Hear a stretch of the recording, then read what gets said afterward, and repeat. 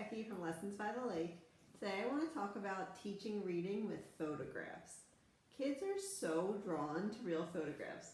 This is my baby's favorite book. He loves looking at all the different faces of the babies and blowing them kisses.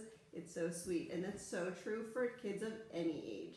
They love to see photographs. It's just one of the many reasons why I love using photographs to teach reading.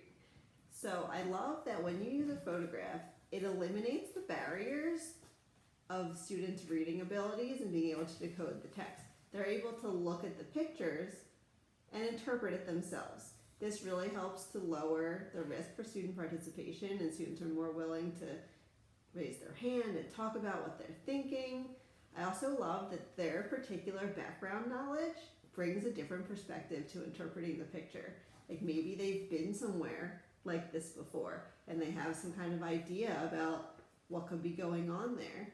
So I most often use these types of pictures when I'm teaching students reading strategies.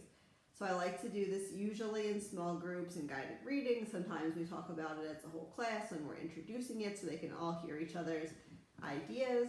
So what I do is we look at a picture and we read it just as we would read a text.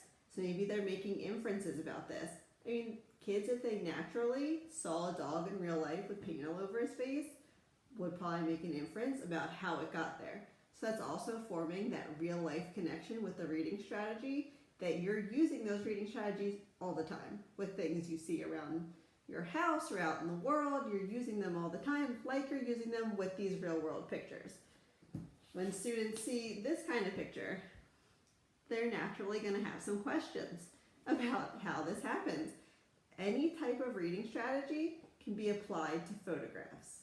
So I have students use sentence frames to help keep them focused, because sometimes they get really excited, especially if you use some silly pictures that they're interested in and they're excited to talk about. So we use sentence frames, like for example, for a question. This is the sentence frame that they use. So I wonder, and then they pick their question word, and it helps keep them focused on the reading skill that they're applying to that photograph. So this is a really fun thing, and you can use these photographs over and over again. So you can use these 1 week when you're teaching questioning, and then a few weeks later when you're teaching synthesizing. You can use photographs to practice writing and responding to questions and reading. There are so many possibilities for using photographs during reading. You can talk about cause and effect. You can talk about character traits. You can talk about descriptive language. Think of all the possibilities of what students could talk about with this. Think about the inferences they could make, the questions they could ask, the predictions they could make, what kind of evaluations they can make about this picture.